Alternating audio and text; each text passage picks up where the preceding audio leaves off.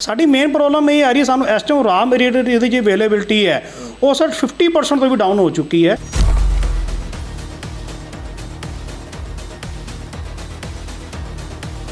ਜਿੰਨਾ raw material ਵਧਿਆ ਉਸ ਹਿਸਾਬ ਨਾਲ ਰੇਟ ਤਾਂ ਨਹੀਂ, ਰੇਟ ਤਾਂ ਵਧੇ ਉਸ ਹਿਸਾਬ ਨਾਲੋਂ ਕਮ ਸੇ ਕਮ 15% ਐਕਸਟਰਾ।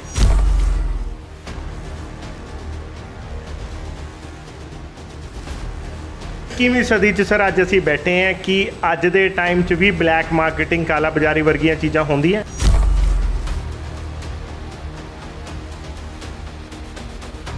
ਲੇਕਿਨ ਅਗਰ ਇਸੇ ਤਰ੍ਹਾਂ ਹੀ ਰਿਹਾ ਕਿ ਰਾ ਮਟੀਰੀਅਲ ਨਹੀਂ ਮਿਲੂਗਾ ਤਾਂ ਅਸੀਂ ਕਿੱਦਾਂ ਪ੍ਰਮੋਟ ਹੋਵਾਂਗੇ।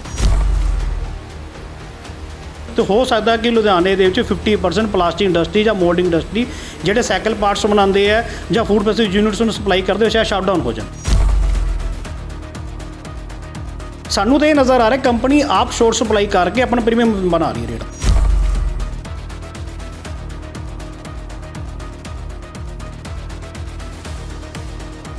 ਜਨ ਹਿਤੈਸ਼ੀ ਦੇਖ ਰਹੇ ਦਰਸ਼ਕਾਂ ਦਾ ਸਵਾਗਤ ਹੈ। ਜਨ ਜਨ ਕੀ ਬਾਤ ਜਨ ਹਿਤੈਸ਼ੀ ਕੇ ਸਾਥ। ਲੁਧਿਆਣਾ ਦੇ ਵਿੱਚ ਗੱਲ ਕਰੀਏ ਤਾਂ ਇੰਡਸਟਰੀਅਲ ਸਿਟੀ ਹੈ ਅਤੇ ਬਹੁਤ ਸਾਰੀਆਂ ਤਰ੍ਹਾਂ ਦੀ ਇੱਥੇ ਇੰਡਸਟਰੀ ਚੱਲਦੀਆਂ ਕਿਉਂਕਿ ਪਿੱਛੇ ਕੋਵਿਡ ਦਾ ਦੌਰ ਰਿਹਾ, ਇੰਡਸਟਰੀ ਦੇ ਵਿੱਚ ਕਾਫੀ ਬੂਮ ਰਿਹਾ। ਜਿੱਥੇ ਇੰਡਸਟਰੀ ਦੇ ਵਿੱਚ ਬੂਮ ਰਿਹਾ, ਇੰਡੀਅਨ ਲੋਕਾਂ ਨੂੰ ਇੱਕ ਮੌਕਾ ਮਿਲ ਰਿਹਾ ਆਪਣਾ ਮੇਕ ਇਨ ਇੰਡੀਆ ਨੂੰ ਐਸਟੈਬਲਿਸ਼ ਕਰਨ ਦਾ, ਪਰ ਉੱਥੇ ਕੁਝ ਮੌਕਾ ਪ੍ਰਸਤ ਲੋਕ ਜਾਂ ਮੌਕਾ ਪ੍ਰਸਤ ਕੰਪਨੀਆਂ ਨੇ ਇੱਕ ਨਵੀਂ ਸ਼ਰਾਰਤ ਸ਼ੁਰੂ ਕਰ ਦਿੱਤੀ ਹੈ।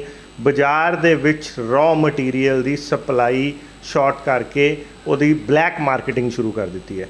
ਇਹੋ ਜਿਹਾ ਇੱਕ ਮੁੱਦਾ ਸਾਹਮਣੇ ਆਇਆ ਹੈ ਜਿਹਦੇ ਵਿੱਚ ਇੰਡਸਟਰੀ ਦੇ ਵਿੱਚ ਇਸਤੇਮਾਲ ਹੋਣ ਵਾਲੇ ਰॉ ਮਟੀਰੀਅਲ ਯਾਨੀ ਕਿ ਪਲਾਸਟਿਕ ਦੇ ਰॉ ਮਟੀਰੀਅਲ ਜਿਹੜਾ ਪੈਕਿੰਗ ਲਈ ਯੂਜ਼ ਹੁੰਦਾ ਹੈ ਉਹਦੇ ਰॉ ਮਟੀਰੀਅਲ ਦੀ ਸੁਣਨ 'ਚ ਆਇਆ ਕਿ ਬਹੁਤ ਤਗੜੀ ਸ਼ਾਰਟੇਜ ਹੋ ਗਈ ਹੈ। ਅੱਜ 21ਵੀਂ ਸਦੀ 'ਚ ਜਦੋਂ ਅਸੀਂ ਮੇਕ ਇਨ ਇੰਡੀਆ ਦੀ ਗੱਲ ਕਰ ਰਹੇ ਹਾਂ ਤਾਂ ਉੱਥੇ ਬਲੈਕ ਮਾਰਕੀਟਿੰਗ ਹੋ ਰਹੀ ਹੈ।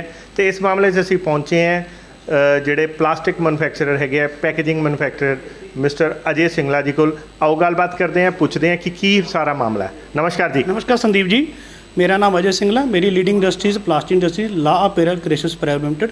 ਸਰ ਅਸੀਂ ਪਿਛਲੇ 20 ਸਾਲਾਂ ਤੋਂ ਇਸੇ ਇੰਡਸਟਰੀ ਨੂੰ ਬਿਲੋਂਗਸ ਕਰ ਰਹੇ ਹਾਂ ਔਰ ਸਾਡਾ ਪੂਰੀ ਫੈਮਿਲੀ ਇਸ ਇੰਡਸਟਰੀ ਦੇ ਵਿੱਚ ਹੈ ਔਰ ਅਸੀਂ ਕਈ ਤਰ੍ਹਾਂ ਦੇ ਪਲਾਸਟਿਕ ਬੈਗ ਮੈਨੂਫੈਕਚਰ ਕਰਦੇ ਹਾਂ। ਜਿਵੇਂ ਸਾਡੇ ਮੇਨ ਸਪਲਾਈ ਸਾਈਕਲ ਇੰਡਸਟਰੀ ਨੂੰ ਔਰ ਫੂਡ ਇੰਡਸਟਰੀ ਪ੍ਰੋਸੈਸਿੰਗ ਯੂਨਿਟਸ ਨੂੰ ਹੈ। ਤੁਸੀਂ ਪੈਕੇਜਿੰਗ ਇੰਡਸਟਰੀ ਦੇ ਰॉ ਮਟੀਰੀਅਲ ਬਣਾਉਂਦੇ ਹੋ? ਅਸੀਂ ਪੈਕੇਜਿੰਗ ਇੰਡਸਟਰੀ ਦੇ ਪਲਾਸਟਿਕ ਬੈਗਸ ਦੇ ਜਿੰਨੀ ਪੈਕੇਜਿੰਗ ਜਿਹ 'ਚ ਪ੍ਰੋਡਕਟ ਪੈਕ ਹੁੰਦਾ ਸੀ ਉਹ ਮਟੀਰੀਅਲ ਬਣਾਉਂਦੇ ਹਾਂ। ਅੱਛਾ, ਤੇ ਕੀ ਹੁਣ ਕੀ ਪ੍ਰੋਬਲਮ ਕੀ ਆ ਰਹੀ ਹੈ ਸਰ? ਸਾਡੀ ਮੇਨ ਪ੍ਰੋਬਲਮ ਇਹ ਆ ਰਹੀ ਹੈ ਸਾਨੂੰ ਇਸ ਟਾਈਮ ਰਾ ਮਟੀਰੀਅਲ ਦੀ ਜਿਹੜੀ ਅਵੇਲੇਬਿਲਟੀ ਹੈ ਉਹ ਸਰ 50% ਤੋਂ ਵੀ ਡਾਊਨ ਹੋ ਚੁੱਕੀ ਹੈ।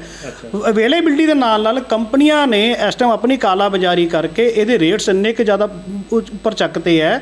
ਅਸੀਂ ਅੱਗੇ ਕਸਟਮਰ ਨੂੰ ਸਾਨੂੰ ਸਪਲਾਈ ਕਰਨਾ ਮੁਸ਼ਕਿਲ, ਜਿਸ ਰੇਟਾਂ 'ਤੇ ਅਸੀਂ ਮਟੀਰੀਅਲ ਪਰਚੇਸ ਕਰ ਰਹੇ ਹਾਂ ਅਸੀਂ ਉਸ ਰੇਟਾਂ 'ਤੇ ਕਸਟਮਰ ਨੂੰ ਸਪਲਾਈ ਕਰਨਾ ਮੁਸ਼ਕਿਲ ਹੋ ਰਿਹਾ, ਉਹਨੂੰ ਸਮਝਾਉਣਾ ਮੁਸ਼ਕਿਲ ਹੋ ਰਿਹਾ ਕਿਉਂਕਿ ਵਿਦ ਇਨ 15 ਡੇਜ਼ ਇਸ ਟਾਈਮ 33% ਰੇਟ ਇੰਕਰੀਜ਼ ਹੋ ਚੁੱਕੇ ਸਾਡੀ ਇੰਡਸਟਰੀ 'ਚ। ਤੇ ਟੋਟਲ ਜੇ ਗੱਲ ਕਰੀਏ ਇਹ ਕਿਹੜੀਆਂ ਕੰਪਨੀਆਂ ਹੈਗੀਆਂ ਜਿਨ੍ਹਾਂ ਤੋਂ ਤੁਸੀਂ ਰॉ ਮਟੀਰੀਅਲ ਖਰੀਦਦੇ ਹੋ? ਕੌਣ ਸਪਲਾਈ ਕਰਦਾ? ਸਾਡੇ ਮੇਨ ਤਾਂ ਸਾਡੇ ਸਪਲਾਇਰ ਰਿਲਾਇੰਸ ਹੈ, ਗੇਲ ਹੈ, ਆਈਓਸੀ ਹੈ। ਲੇਕਿਨ ਇਹਨਾਂ ਦੀ ਵੀ ਪ੍ਰੋਬਲਮ ਅਸੀਂ ਸਮਝਦੇ ਕਿ ਕਰੂਡ ਆਇਲ ਜੀ ਇੰਨੀ ਕਈ ਬੈਰਲ ਡਾਲਰ ਵੱਧ ਚੁੱਕਾ ਹੈ, ਉਹਦੇ ਕਰੂਡ ਆਇਲ ਦੀ ਵੀ ਸਪਲਾਈ ਸ਼ੋਰਟ ਹੋ ਸਕਦੀ ਹੈ। ਸੈਕਿੰਡ ਸਾਡਾ ਮੇਨ ਸਾਨੂੰ ਜੋ ਨਜ਼ਰ ਆ ਰਿਹਾ ਜਿਹੜੀ ਇਹਦੇ 'ਤੇ ਇੰਪੋਰਟ ਡਿਊਟੀ ਵਧੀ ਹੈ, ਦਾਣੇ ਦੀ ਇੰਪੋਰਟ ਖਤਮ ਹੋਣ ਕਰਕੇ ਹੀ ਛੋਟੇ ਰੇਟ ਬਾਜ਼ਾਰ 'ਚ ਆ ਚੁੱਕੇ। ਪਰ ਜੇ ਗੱਲ ਕਰੀਏ ਸਰ ਕਰੂਡ ਆਇਲ ਦੀ ਮੈਂ ਗੱਲ ਕਰਾਂ ਤਾਂ ਉਹ ਇੰਨਾ ਨਹੀਂ ਵਧਿਆ ਉਹਦਾ ਰॉ ਮਟੀਰੀਅਲ ਔਰ ਉਹਦਾ ਇੰਪੈਕਟ ਬਹੁਤ ਘੱਟ ਹੈ ਜਿੰਨਾ ਕਿ ਜੇ ਗੱਲ ਕਰੀਏ। ਫਿਰ ਇਹ ਰॉ ਮਟੀਰੀਅਲ ਇਹ ਐਕਚੁਅਲ 'ਚ ਵਧਿਆ ਪ੍ਰਾਈਸ ਇਨਕਰੀਜ਼ ਤਾਂ ਜਾਂ ਇਹ ਵਿੱਚ ਕੁਝ ਸ਼ਰਾਰਤ ਵੀ ਕੀਤੀ ਜਾ ਰਹੀ ਹੈ? ਦੇਖੋ ਜਿੰਨਾ ਰॉ ਮਟੀਰੀਅਲ ਵਧਿਆ ਉਸ ਹਿਸਾਬ ਨਾਲ ਰੇਟ ਤਾਂ ਨਹੀਂ, ਰੇਟ ਤਾਂ ਵਧੇ ਉਸ ਹਿਸਾਬ ਨਾਲੋਂ ਕਮ ਸੇ ਕਮ 15% ਐਕਸਟਰਾ।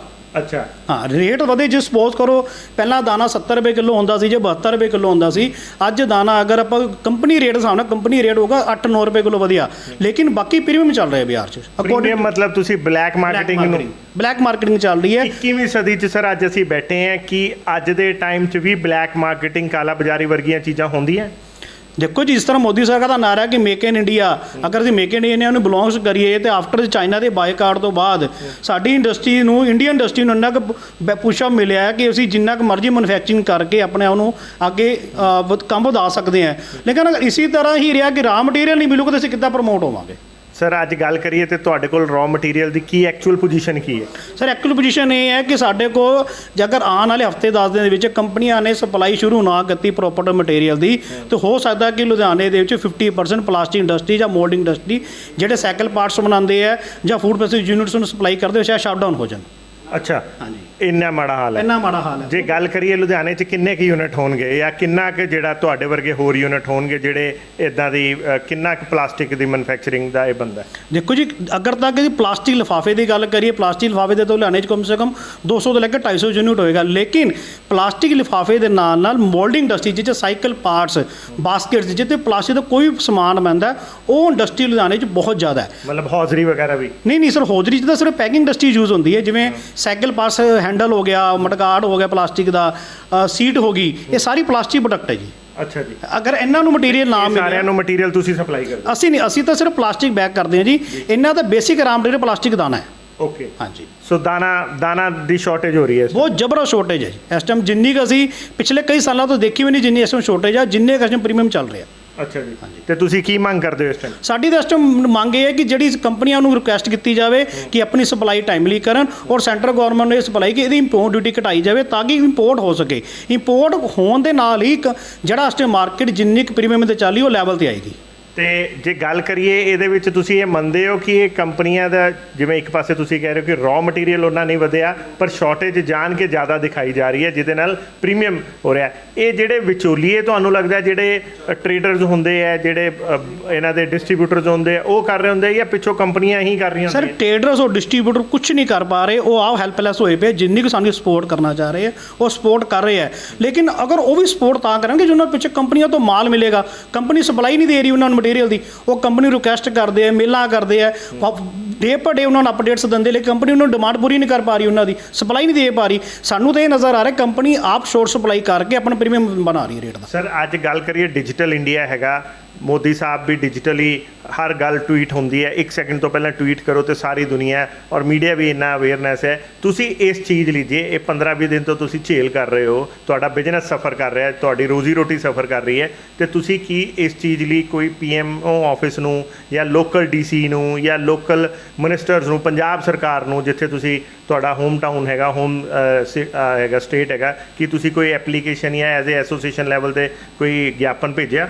ਨਹੀਂ ਸਰ, ਹਾਲੇ ਅਸੀਂ ਤਾਂ ਕੋਈ ਵੀ ਐਸਾ ਇਨੀਸ਼ੀਏਟ ਨਹੀਂ ਕੀਤਾ, ਲੇਕਿਨ ਅਗਰ ਸਾਨੂੰ ਇਹ ਲੱਗ ਰਿਹਾ ਕਿ 3-4 ਦਿਨ 'ਚ ਕੋਈ ਸਾਨੂੰ ਰਿਜ਼ਲਟ ਪਿੱਛੋਂ ਬੈਕਅਪ ਤੋਂ ਨਹੀਂ ਮਿਲੇ, ਤੇ ਸ਼ਾਇਦ ਅਸੀਂ ਆਪਣੇ ਸਟੇਟ ਗਵਰਨਮੈਂਟ ਜਿਹੜੇ ਮਿਨਿਸਟਰ ਹੈ, ਕੈਪਟਨ ਸਾਹਿਬ, ਉਹਨਾਂ ਨੂੰ ਮਿਲਣ ਦੀ ਸਾਡੀ ਪਲੈਨਿੰਗ ਚੱਲ ਰਹੀ ਹੈ ਕਿ ਅਗਰ, ਕਿਉਂਕਿ ਅਸੀਂ ਡਾਇਰੈਕਟ ਸੈਂਟਰ ਗਵਰਨਮੈਂਟ ਤੋਂ ਨਹੀਂ, ਜ਼ਿਆਦਾਤਰ ਸਟੇਟ ਦਾ ਮਿਨਿਸਟਰ ਬੈਠਾ ਹੈ, ਅਸੀਂ ਉਹਨਾਂ ਥਰੂ ਆਪਣੀ ਅਪੀਲ ਸੈਂਟਰ ਤੇ ਪਹੁੰਚਾਵਾਂਗੇ। Thank you sir. Thank you. ਤੇ ਦੋਸਤੋ, ਇਹ ਸੀਗੇ ਅਜੇ ਸਿੰਗਲਾ ਜੀ। ਇਹਨਾਂ ਨੇ ਜਿੱਦਾਂ ਕਿ ਦੱਸਿਆ, ਇਹ ਰॉ ਮਟੀਰੀਅਲ ਦਾ ਅਸਰ ਖਾਲੀ ਇਹਨਾਂ ਤੇ ਨਹੀਂ ਪਏਗਾ, ਇਹਨਾਂ ਦੀ ਇੰਡਸਟਰੀ ਤੋਂ ਹੁੰਦੇ ਹੋਏ ਇਹ ਹਰ ਟ੍ਰੇਡ ਨੂੰ ਇਫੈਕਟ ਕਰ ਸਕਦਾ ਹੈ ਜਿਹੜਾ ਕਿ ਲੁਧਿਆਣੇ ਸ਼ਹਿਰ ਨੂੰ ਬਿਲੋਂਗ ਕਰਦਾ ਹੈ, ਬਿਕੋਜ਼ ਇਹ ਪੈਕੇਜਿੰਗ ਮਟੀਰੀਅਲ, ਪੈਕੇਜਿੰਗ ਜਿਹੜੀ ਬਣਾ ਕੇ ਪਲਾਸਟਿਕ ਦਿੰਦੇ ਹੈ, ਉਸ 'ਚ ਸਾਈਕਲ ਟ੍ਰੇਡ ਵੀ ਹੈ ਤੇ ਉਸ 'ਚ ਹੌਜ਼ਰੀ ਵੀ ਹੈ, ਜਿਹੜੇ ਕਿ ਇੱਥੇ ਦੇ ਹੈ, ਸਿਲਾਈ ਮਸ਼ੀਨ ਵੀ ਹੈ, ਤੇ ਸਭ ਨੂੰ ਇਹਨਾਂ ਵੱਲੋਂ ਹੀ ਪੈਕੇਜਿੰਗ ਮਟੀਰੀਅਲ ਇਹਨਾਂ ਦੇ ਯੂਨਿਟਾਂ ਵੱਲੋਂ ਜਾਂਦਾ ਹੈ। ਤੇ ਜੇ ਇਹਨਾਂ ਦਾ ਰॉ ਮਟੀਰੀਅਲ ਵਧਿਆ ਹੈ, ਉਹ ਇਹਨਾਂ ਦੀ ਕਾਸਟ ਵਧੀ ਹੈ, ਤੇ ਇਹਦਾ ਇੰਪੈਕਟ ਐਂਡ ਬਾਕੀ ਸਾਰੇ ਫਿਨਿਸ਼ ਪ੍ਰੋਡਕਟ ਤੇ ਵੀ ਜਾ ਸਕਦਾ ਹੈ। ਤੇ ਜਿੱਦਾਂ ਕਿ ਇਹਨਾਂ ਨੇ ਦੱਸਿਆ ਕਿ ਇਹਦਾ ਜਿਹੜਾ ਮੇਜਰ ਜਿਹੜੀ ਹੈਗੀ ਹੈ, ਇਹਦੇ ਵਿੱਚ ਕਾਲਾ ਬਾਜ਼ਾਰੀ ਹੋ ਰਹੀ ਹੈ, ਜੋ ਕਿ ਬੜੀ ਹੀ ਅੱਜ ਦੇ ਟਾਈਮ 'ਚ ਸ਼ਰਮਨਾਕ ਗੱਲ ਹੈ।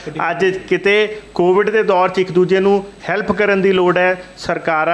ਸਰਕਾਰਾਂ ਲੋਕਾਂ ਨੂੰ ਅਪੀਲ ਕਰ ਰਹੀਆਂ ਕਿ ਇੱਕ ਦੂਜੇ ਦੀ ਮਦਦ ਕਰੋ, ਪਰ ਜੇ ਉਹਨਾਂ ਦੇ ਵੱਡੇ ਪਲੇਅਰ, ਜਿਹੜੀ ਵੱਡੀ ਈਸਟ ਇੰਡੀਆ ਕੰਪਨੀਆਂ ਬਣ ਗਈਆਂ ਕੰਟਰੀ ਦੇ ਵਿੱਚ ਹੀ, ਜੇ ਉਹ ਇੱਦਾਂ ਦੀਆਂ ਹਰਕਤਾਂ ਕਰਨਗੀਆਂ ਤੇ ਉਹਨਾਂ ਲਈ ਕੀ ਸਰਕਾਰ ਜਿਹੜਾ ਐਕਸ਼ਨ ਲੈਂਦੀ ਹੈ, ਹੁਣ ਸਾਰੀ ਦੁਨੀਆ ਉਹਨਾਂ ਤੇ, ਸਰਕਾਰਾਂ ਤੇ ਨਜ਼ਰ ਰੱਖ ਕੇ ਬੈਠੀ ਹੈ ਕਿ ਸਰਕਾਰ ਉਹਨਾਂ ਨਾਲ ਕੀ ਕਰਦੀ ਹੈ। ਇੱਦਾਂ ਹੀ ਤੁਹਾਨੂੰ ਹੋਰ ਵੀ ਅਲੱਗ-ਅਲੱਗ ਮੁੱਦਿਆਂ ਨਾਲ ਜਾਣੂ ਕਰਾਉਂਦੇ ਰਵਾਂਗੇ। ਦੇਖਦੇ ਰਹੋ, ਬਨੇ ਰਹੋ ਜਾਨੀ ਤੈਸ਼ੀ। ਧੰਨਵਾਦ।